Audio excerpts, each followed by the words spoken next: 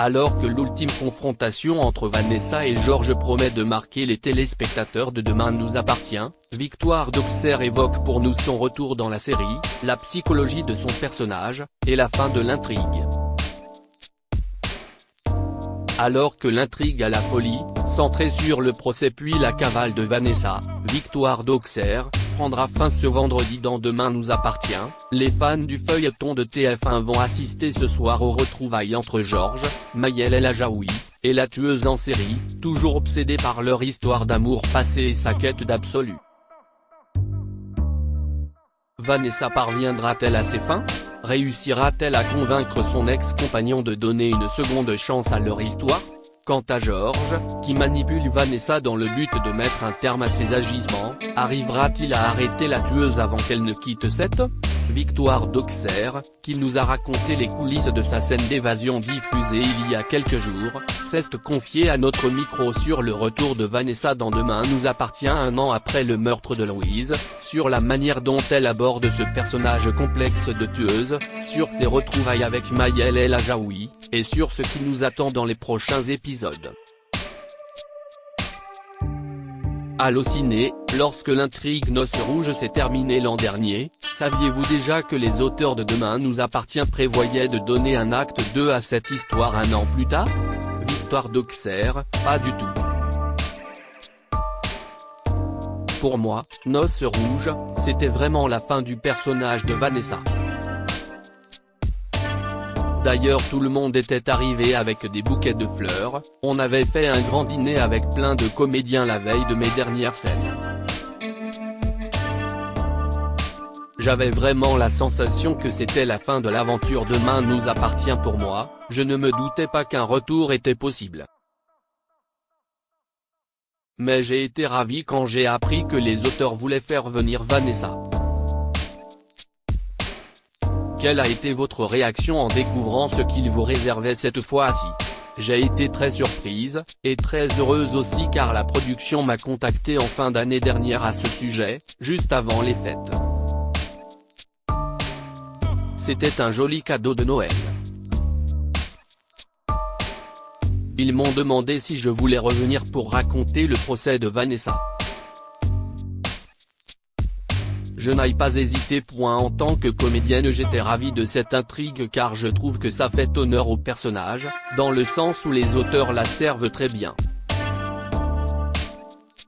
Vanessa est toujours dans sa quête d'absolu, d'amour, elle est toujours à fond dans ses valeurs.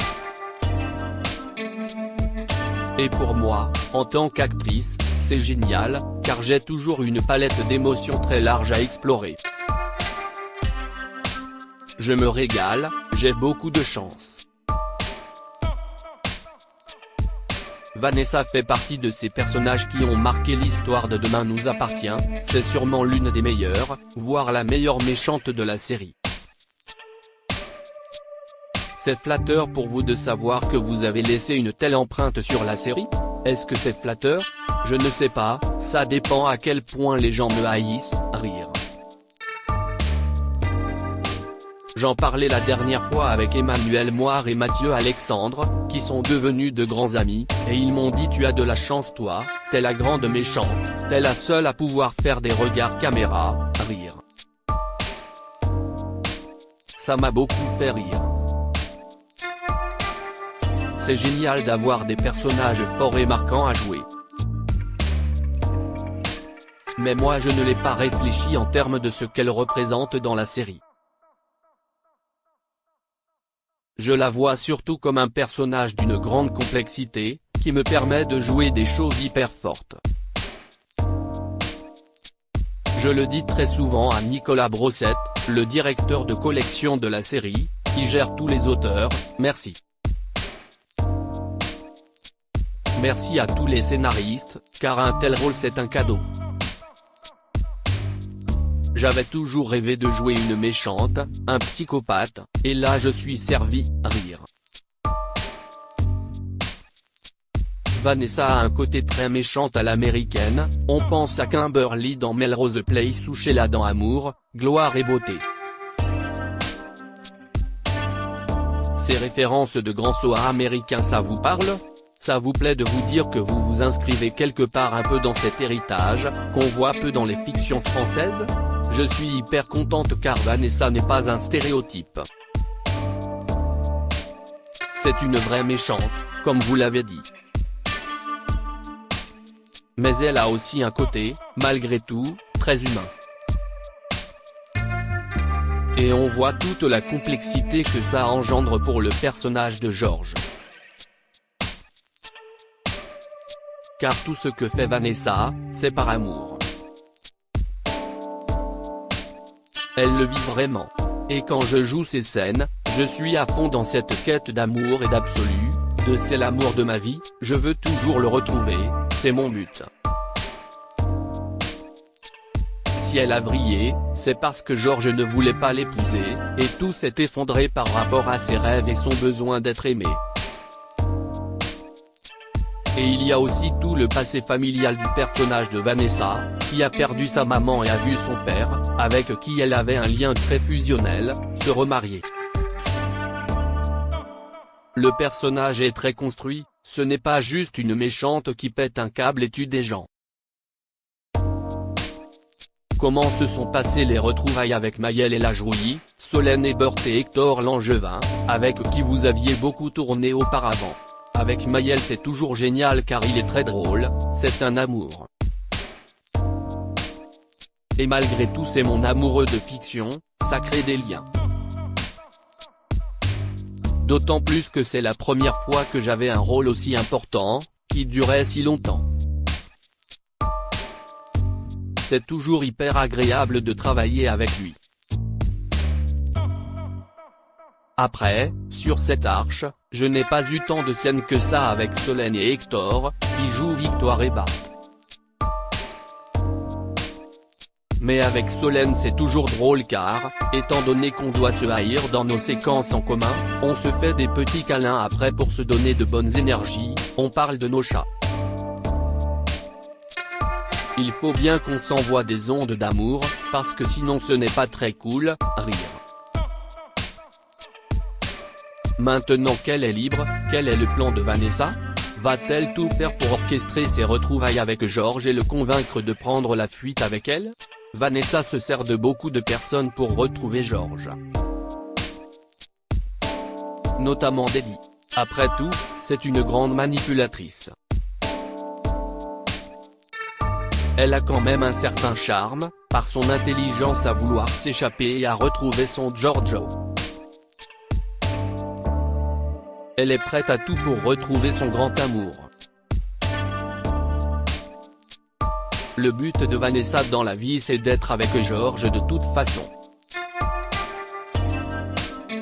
C'est pour ça qu'elle a vrillé. Tout ce qu'elle fait, de manière évidemment très dérangée, c'est par amour pour lui. Son seul but c'est d'être aimé par lui. Car ce qui est hyper sincère chez Vanessa c'est qu'elle aime George de tout son être. George est décidé à tendre un piège à Vanessa et à lui faire croire qu'il est toujours amoureux d'elle.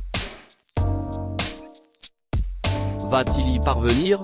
Que nous réservent les prochains épisodes?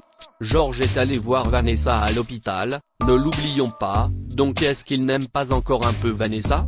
C'est une vraie question. En tout cas ce qui est certain, encore une fois, c'est que Vanessa, elle, ne joue pas avec lui. Elle l'aime sincèrement. Son but n'est pas de croupir en prison. J'ai vu les décors de la prison, je vous assure qu'on n'a pas envie d'y rester. Le but de Vanessa c'est de voir George, de s'assurer qu'il l'aime, et de s'excuser du mal qu'elle a fait pour recommencer à zéro. Même si, recommencer à zéro après avoir tué beaucoup de personnes, c'est compliqué. Mais dans son obsession d'amour, elle souhaite s'assurer de l'amour de George pour elle. Va-t-on avoir droit à une confrontation finale entre Vanessa et George? Ils vont se voir et, comme à chaque fois, il va y avoir des étincelles. Donc oui, Il va y avoir une confrontation très forte entre eux. Vous allez y avoir droit. Mais je ne peux rien dire de plus. Avez-vous d'autres projets à venir dont vous pouvez parler? J'ai 2 tournages cet été. Je pars à l'étranger en juin, tourner un film pour une plateforme, mais je n'ai pas le droit de dire ce que c'est. Et je vais tourner une comédie pour le cinéma en juillet. Tout ça sortira l'année prochaine, mais je suis ravi car ce sont 2 comédies, ça me permet d'explorer d'autres choses. Le projet d'adaptation avec les producteurs de Vikings de votre livre Jamais trop maigre, dans lequel vous racontiez votre expérience des dictates de la maigreur dans le monde de la mode, est-il toujours en cours? J'ai récupéré les droits, parce que malheureusement on n'était pas du tout d'accord sur la manière de produire ce film. Étant donné que c'est ma vie personnelle, je n'avais pas envie que l'histoire soit déformée, notamment par rapport à ce qui touche à ma famille. Là, dans le scénario, il y avait des choses écrites sur mes proches qui étaient totalement fausses, car c'était apparemment plus intéressant d'un point de vue cinématographique. Mais je n'ai évidemment pas envie de dénaturer la vie des membres de ma famille. J'ai donc préféré récupérer les droits. Je ne sais pas si je ferai ce film avec quelqu'un d'autre ou non. Car ce combat pour la santé mentale a été une grande partie de ma vie. Là, je viens d'avoir mon diplôme en psychologie, car en parallèle du tournage de Demain nous appartient je suivais des études de psychologie.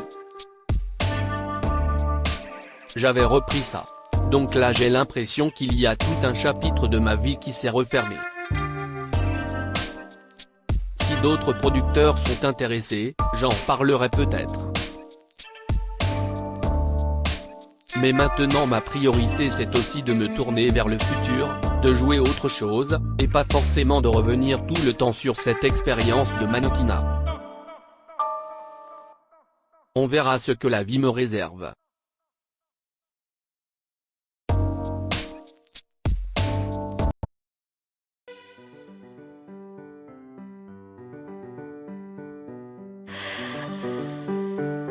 나